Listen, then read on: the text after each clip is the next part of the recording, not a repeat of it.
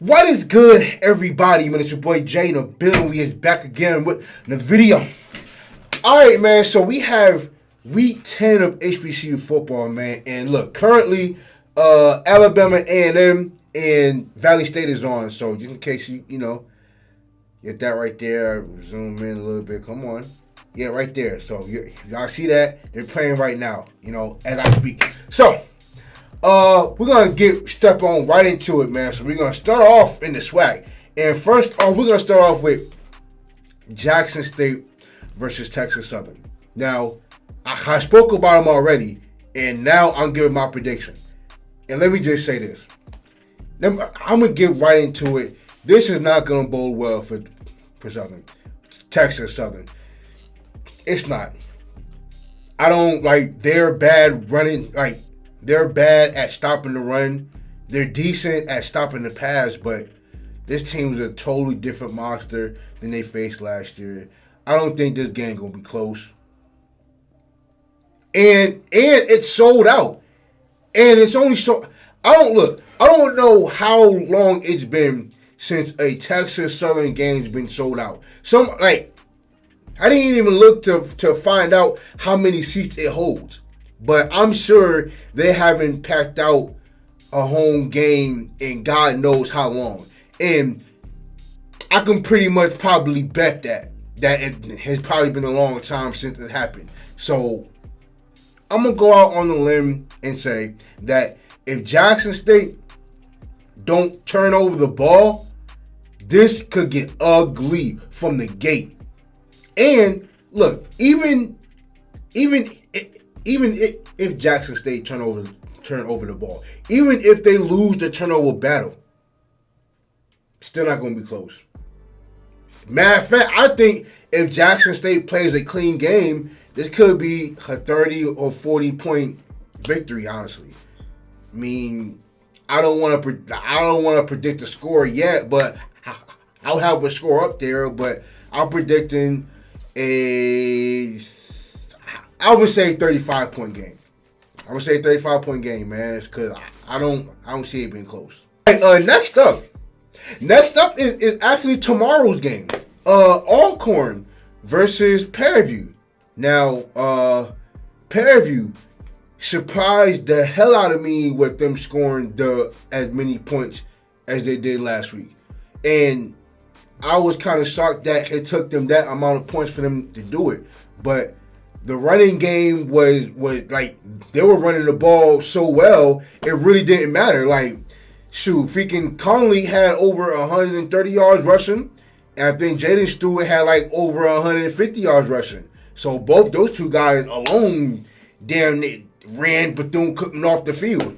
But BethuneCookman scored. I'm surprised BethuneCookman scored that many points. But they're going up against a struggling Alcorn team who just lost to Gremlin. And Alcorn, I don't know who's going to start at quarterback. Is it Trey Lawrence?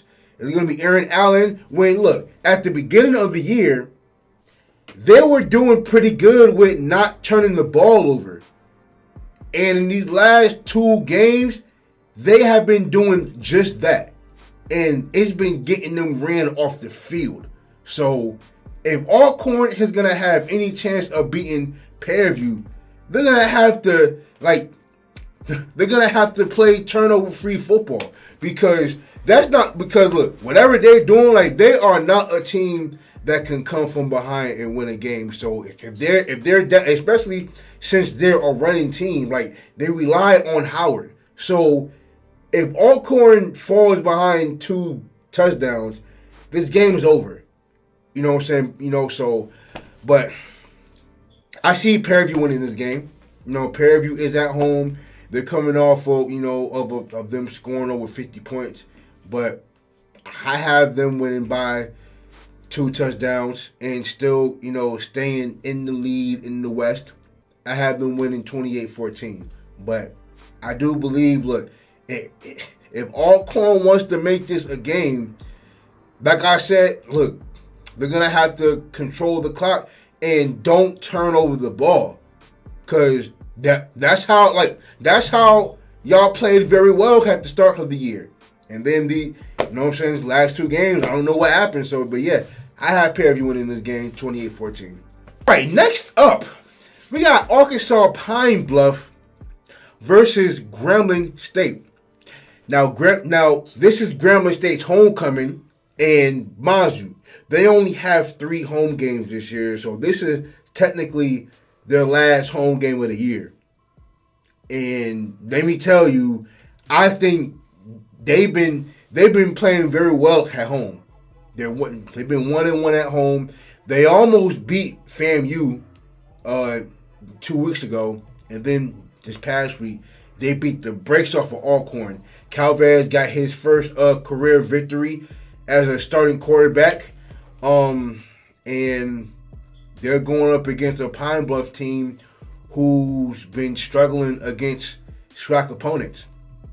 And I see this going the exact same way. I have Grambling State winning. I'm not going to say fairly easy, but it's going to be easy. I have Grambling State winning. I have Grambling State winning, I must say 21-7. I have Grambling State's defense playing really tough, and I do believe Calvez plays mistake-free football, because that's what it's going to take for Grambling to win this game. But I have Grambling State winning 21-7. You know what? Yeah. Because I was going to move up the score, but you know what? To play it safe, I'm going to say 21-7. All right, man. Next up, we have Alabama State versus BethuneCookman. Now, let me speak about BethuneCookman for a minute. Their last few games, they have been scoring the heck out of the ball. I think they scored, 30-something points on Valley State, and then they put up another 40 points against Fairview A&M, and that really shocked me. As a matter of fact, they scored 35 points in the first half alone, and they let Fairview come back, but Bird ran for over 150 yards. Jalen played a really good game at quarterback as well. So, but they're going up against a very stingy defense in Alabama State. They just ended up beating Alabama A&M, in which I am going to react to that video because that video just came out today. And I was waiting for somebody to do it because I didn't see the game. So I'm going to react to it. But yeah, so Alabama State looked like they played a stingy game. They won, I think they won by 7, I believe. So, who's going to win? BethuneCookman is at home. I have Alabama State winning this game. I like their defense. Colton Adams got Defensive Player of the Week, I believe. And look, he's been playing lights out football this year so far. Leads the SWAC in tackles. He averages almost 10 tackles a game. Like, he's been absolutely everywhere, so, but, I do believe a lot of points might be getting scored in this game, so who knows with this game, but I have Alabama State winning, and I have them winning 24-21. I have it close, but I have them winning 24-21. The SWAC, and matter of fact, I think this is probably HBCU game of the week. Southern versus FAMU. This is going to be a good one. Now, Southern is still alive to win the West. Now, what they're going to have to do is they're going to have to win these next 3 games. Plus, they have to rely on Fairview to lose one of their last 3 games as well. And let me just say, that's going to be tough for Southern. Because, man, Southern still has to play Grambling State And Grambling State has been playing some good football. And plus, it's the Bayou Classic. Like, the Bayou Classic is always a classic. But with this game right here, Xavier Smith has been on fire this year. I have not seen Xavier Smith been contained since the Jackson State game. And ever since then, he's been rolling. 9 catches here, 13 catches here, 100 yards here, 130 yards here. Like, Xavier has been on a roll. And Jeremy Musa has been playing very well. He has not thrown for less than 200 yards since the Jackson State game. So their offense has been pretty steady. And they finally rushed for over they finally had a receiver, a running back to rush for over 100 yards. That's the first time that happened this year. It was AJ Davis, actually. So it was the first time. Now, Southern is coming off of a 35-0 loss to Jackson State. And, they put out a video, kind of straight dissing Jackson State. And that didn't bode well because that was one of the things that was being talked about after the game. So I hope Southern learned their lesson from doing something stupid like that. But this is a very important game for both teams, actually. I think FAMU is still trying to get an at-large bid, or at least trying to stay alive technically, to go to try to win the East. But they're going to have to rely on Jackson State to lose twice, because Jackson State owns the tiebreaker. And we all know that ain't happening. So FAMU is trying to play for an at-large bid and for the playoffs. Look, and this is the same scenario as last year. Now, I believe this time they may not give it to them because not only because of how bad they lost to Jackson State, but they don't want to live off of because I would think that they would think about last year and how bad they lost in the playoffs just a year ago, and then turn around this year. Then how bad they lost to Carolina, and then how bad they lost to Jackson State. So they may not give it to them. I don't know. And FAMU is at home. This is a night game. FAMU has the highest current win streak at home amongst HBCUs. They're in the top 3 amongst FCS for current home win streaks. So they're up against that too. And I don't know how up Southern is going to be for this game, because I hope they realize how important the rest of these games are for them in order for them to stay alive. So this game is going to has a lot of implications to it. So with that being said, I have FAMU winning this game.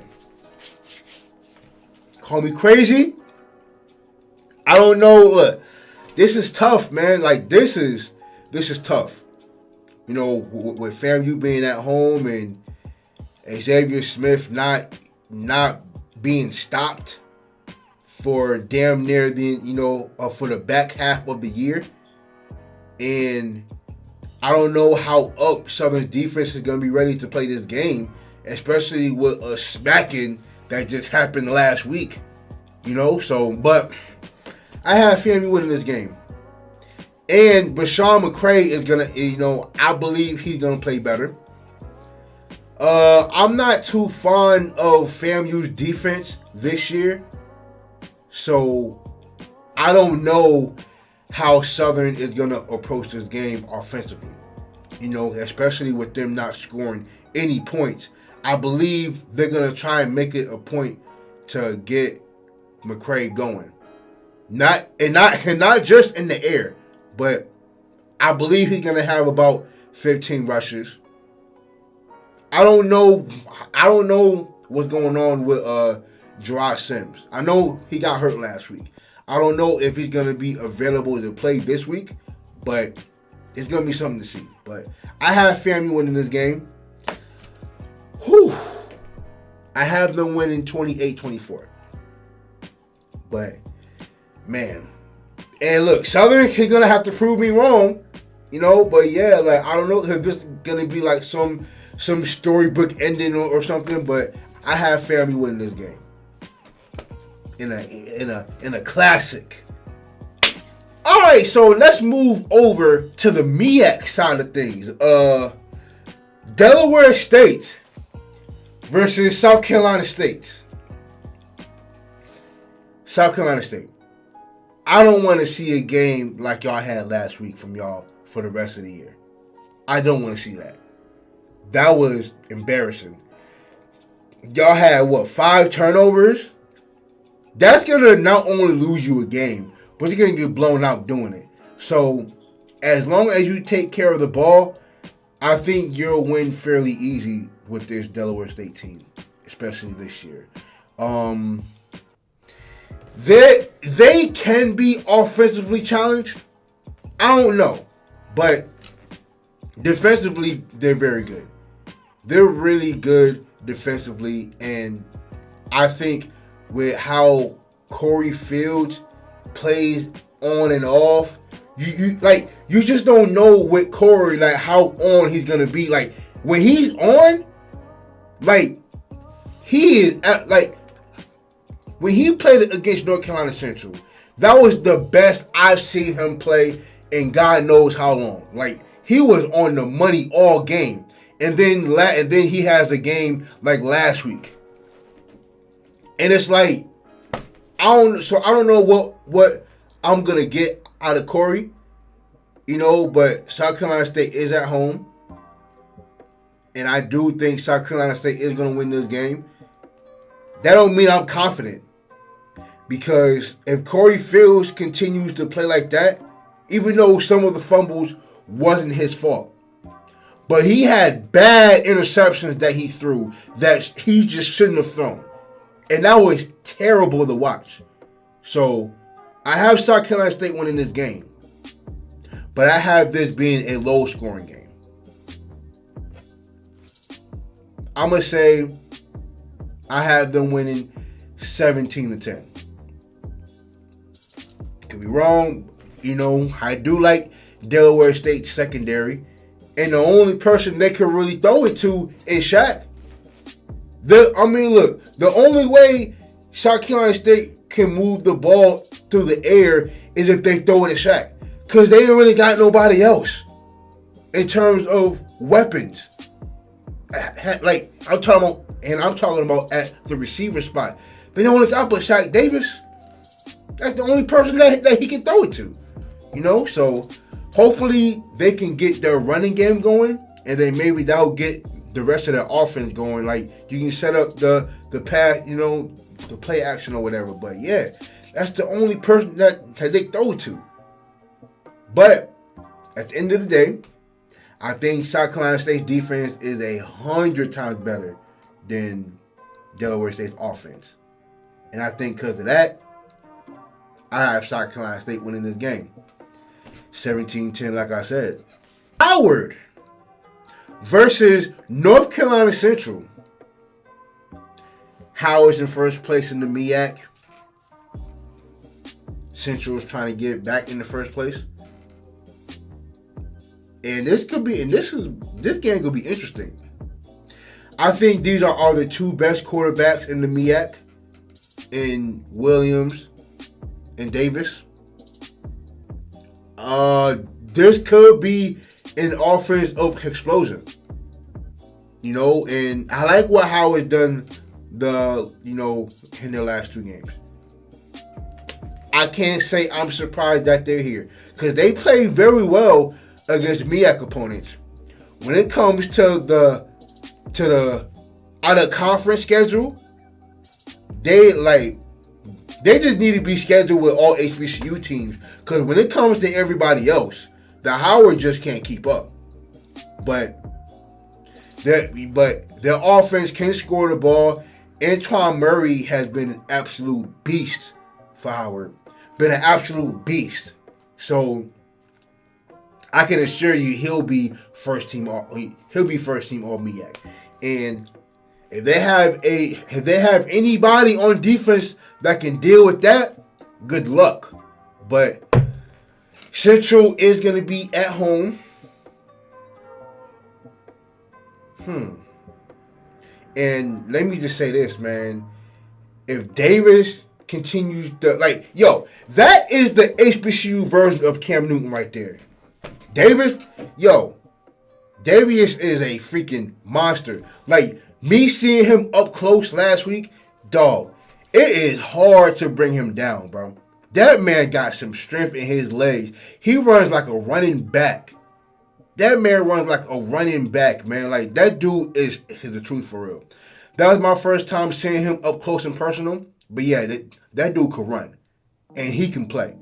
But yeah, I have North Carolina Central winning this game. You know, I didn't think Howard was going to stay in first place. I don't see them winning the MEAC. I don't see it. Like, defensively, they're okay. They're okay defensively. Like, they can score some points on offense. Defensively, though, I don't know. Like, they're too up and down for me. But I have North Carolina Central winning this game, although I thought they were going to lose to Delaware State. Matter of fact, I think I could make a case that they should have lost. They had their turnovers in the second half last week were dumb turnovers. And I just don't see them making those mistakes this week. You know, so I do have North Carolina Central winning this game. I have them winning, I'm going to say 35-21. I have them winning 35-21, North Carolina Central. Last game, Norfolk State versus North Carolina A&T. I think this is gonna be an easy one for A&T. The way A&T has been scoring points in the last few weeks, and how Norfolk State has been all year, they're on the total opposite plane. A&T had a absolute big win last week against Campbell. Now they're currently in first place in the Big South. Now, of course, this right here is a non-conference game, but it's against a MEAC opponent. I don't see Norfolk State. I don't see this game being close either. I don't see this game being close. Matter of fact, I'm just going and say it. I have North Carolina A&T. I want to say shutout. I want to say it, but I won't. I have A&T winning 28-7, and I'm gonna be nice. I'm gonna give Norfolk State a touchdown because I'm gonna be nice about it. But I have A&T winning 28-7. This is my personal game of the week. My personal game of the week. Johnson C. Smith versus Livingstone College. The first HBCU game ever played. They will be playing this weekend. They are playing at 12 o'clock. You already know who I'm rolling with. Fuck Johnson C. Smith. It's Livingstone all day, baby. I don't care what you say. That's the biggest rival. That's one of the biggest rivals in HBCU football sports. I don't care what nobody say. I don't care what y'all say. It's the first. As a matter of fact, it's the first rival ever in HBCU sports, period. But among HBCU football, it's the first one ever. So pay respects. Alright, pay respect. Alright, but yeah, that's it, man. Week 10 is here. Matter of fact, Valley State is winning as of right now. That's pretty dope. But yeah, man, I'm gonna go ahead and finish watching this Alabama A&M and Valley State game. Yeah, y'all be safe, man.